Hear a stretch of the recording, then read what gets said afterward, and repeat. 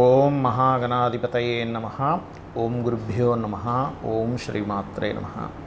పరమేశ్వర స్వరూపమైనటువంటి జ్యోతిష, వాస్తు మరియు ఇతర అనేకమైనటువంటి శాస్త్రములను మనకు అందించినటువంటి మహర్షులకి నమస్కారం.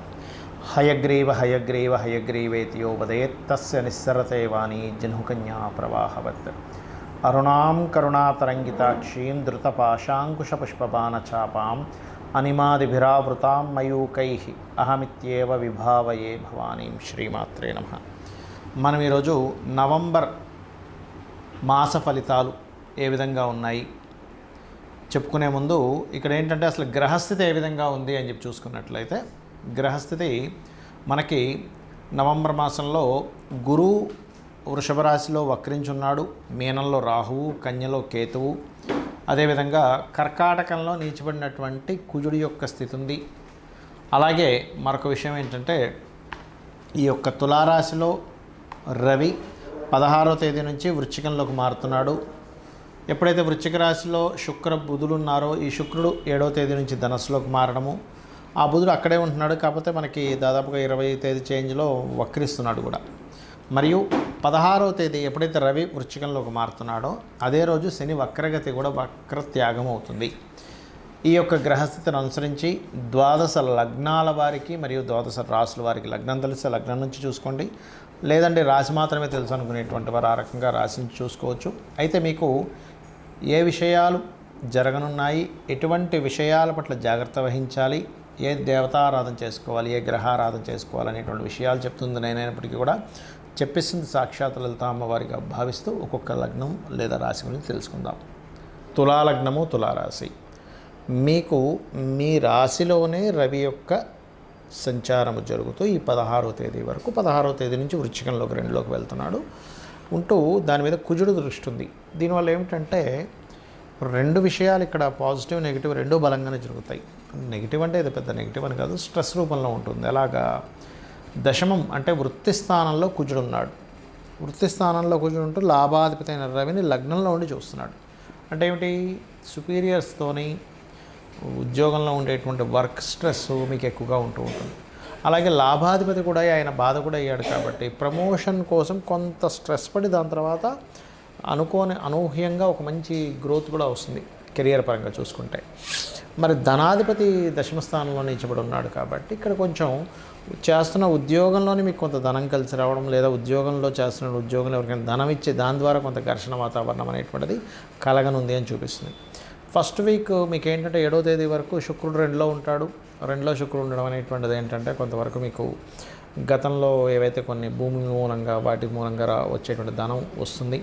కాకపోతే 3లోకి ఎప్పుడైతే 7వ తేదీ నుంచి 3వ స్థానంలోకి శుక్రుడు వెళ్తాడో కొంతమంది కొత్త పరిచయాలు, అంటే ఒక వివాహం కోసం పరిచయాలు ఏర్పడడం కానివ్వండి, స్త్రీకి పురుషుడు, పురుషుడికి స్త్రీ పరిచయాలు ఏర్పడడం కానివ్వండి, ఇటువంటివి చాలా స్పష్టంగా గోచరిస్తున్నాయి.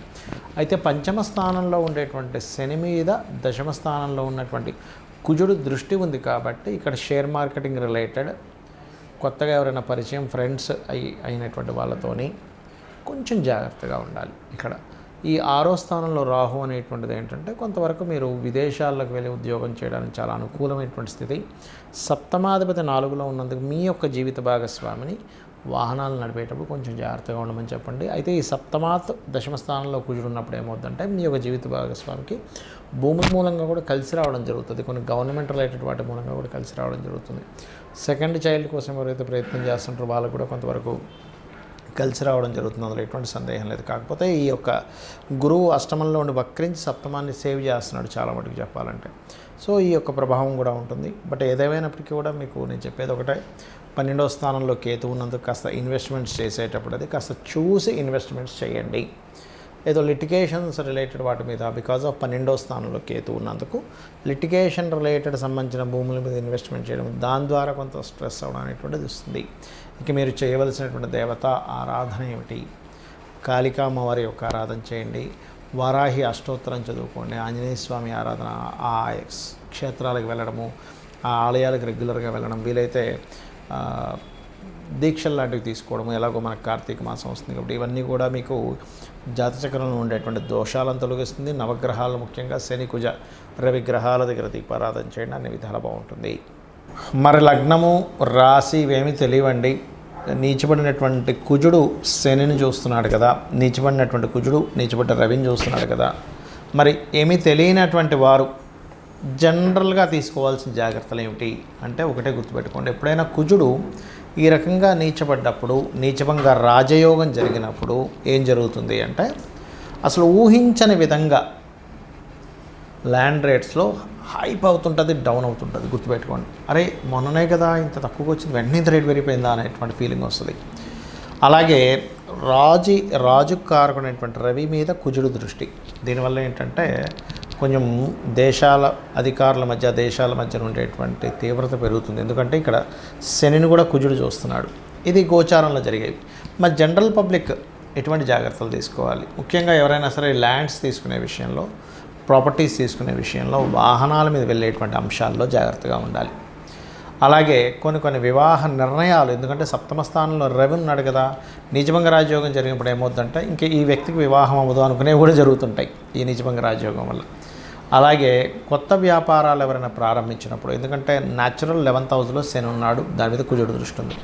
మరి దీనికి అందరూ చేసుకోవాల్సిన రెమెడీ ఏమిటి చూసుకున్నట్లయితే, నవగ్రహాలు ఉంటాయి మనకి. నవగ్రహాల్లో ప్రత్యేకంగా మీరు కుజగ్రహము, రవిగ్రహము, శనిగ్రహము ఈ 3 తీసుకోండి. ఈ 3 దగ్గర దీపారాధన చేయండి. మీ లగ్నం ఏంటి, నక్షత్రం ఏంటి ఏమీ అక్కర్లేదు. అదేవిధంగా వీలైతే చండీ పారాయణము, చండీ వినడము, పారాయణం చేసే దగ్గర కూర్చోవడము, పార్టిసిపేట్ చేయడం చేయండి.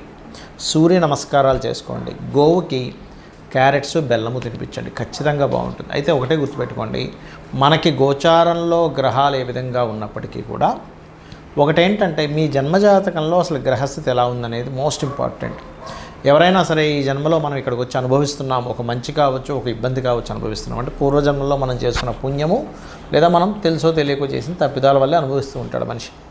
అలాగే మరొకటి కూడా ఉంటుంది, మన పూర్వీకులు ఇప్పుడు చూడండి, మనం తండ్రో తాతో ముత్తాతో వాళ్ళు చనిపోయిన వాళ్ళకి పిండ ప్రదానాలు, ఆబ్దికాలు చేస్తూ ఉంటారు. అవి చేసేటువంటి సరిగ్గా లేకపోయినా, అంటే మీరు ఇంతకుముందు ఎత్తినటువంటి జన్మలకు సంబంధించిన వాళ్ళు ఎవరైనా సరిగ్గా చేయకపోయినా కూడా మీరు ఇక్కడ ఇబ్బంది పడుతుంటారు, అది గుర్తుపెట్టుకోండి. కాబట్టి మీరు చేయవలసింది ఏమిటంటే, అమావాస్యకి మీ పితృదేవతల కోసమని మీరు దానం ఇవ్వడం. ఎందుకంటే పితృదేవత అనుగ్రహం కూడా చాలా ముఖ్యం. అదేవిధంగా మీ జన్మజాతకంలో లగ్నం ఎలా ఉంది అంటే, మీరు ఎందుకు ఎప్పుడు ఏ ఆరాధన చేస్తే స్ట్రెంత్ అవుతారు, మీ ధనయోగాలు ఎలా ఉన్నాయి, అసలు ఏ గ్రహం ఇస్తుంది మీకు ధనయోగాన్ని, ఏ పీరియడ్లో ఎక్కువ ధనయోగాలు ఉన్నాయి, మీ ప్రయత్నం చేయాలంటే ఏం చేయాలి, ప్రాపర్టీ ఏ డైరెక్షన్లో మీకు ఉంటే కలిసి వస్తుంది. అదేవిధంగా ఉద్యోగమా, వ్యాపారమా, లైఫ్లో టర్నింగ్ పాయింట్ ఏమిటి, ఎక్కడ ఇన్వెస్ట్మెంట్ చేయాలి, విదేశాలకు వెళ్తే బాగుంటుందా, ఇలా 1-2 కాదు. ఇప్పుడు చాలామంది ఏం చేస్తారంటే, వివాహ సమయం ఒకటి ఉంటే అది తెలుసుకోకుండా వివాహం అనుకూలించని సమయంలో ప్రయత్నం చేసేసి హడావిడిగా వివాహం చేసుకుంటారు. అప్పుడు ఆ కాలం అనుకూలించట్లేదు కాబట్టి మీకు అది కనెక్ట్ అవ్వదు.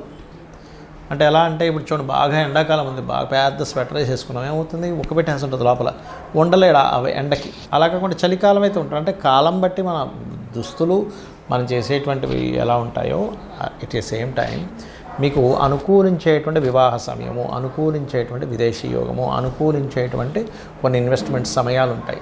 అది తెలుసుకోకుండా చేసేటువంటి మిస్టేక్స్ వల్ల ఇబ్బంది వస్తూ ఉంటుంది. అదేవిధంగా కొంతమంది వ్యాపార విషయాల్లో కూడా ఏ వ్యాపారం కలిసి వస్తుందో చూసుకోకుండా వ్యాపారాల్లోకి ఎంటర్ అవ్వడం, తద్వారా ఇబ్బంది పడడం జరుగుతూ ఉంటుంది. అలాంటప్పుడు అసలు ఎట్లాంటి వ్యాపారాలు, సర్వీసెస్ ఇచ్చేవేమైనా పనికి వస్తాయా, లేదంటే జాబే చేసుకోవాలా, ఇంకేదన్నా అనేటువంటిది మీ పర్సనల్ చార్ట్లో ఉంటుంది. ఇలాంటి చిన్న తప్పిదాల వల్ల కూడా మనం ఇబ్బంది పడుతూ ఉంటాం. అయితే ఒకటే చెప్తాను నేను మీకు, ఏది ఎలా ఉన్నా అమ్మవారి పాదాలను ఆశ్రయించి నిత్యము అమ్మవారి ఆరాధన, లలితా సహస్రనామాలు చేయండి. మీ జాతకం ఎలా ఉన్నా కూడా అమ్మవారే మిమ్మల్ని దగ్గర నుండి చూసుకుంటుంది. శ్రీమాత్రే నమః.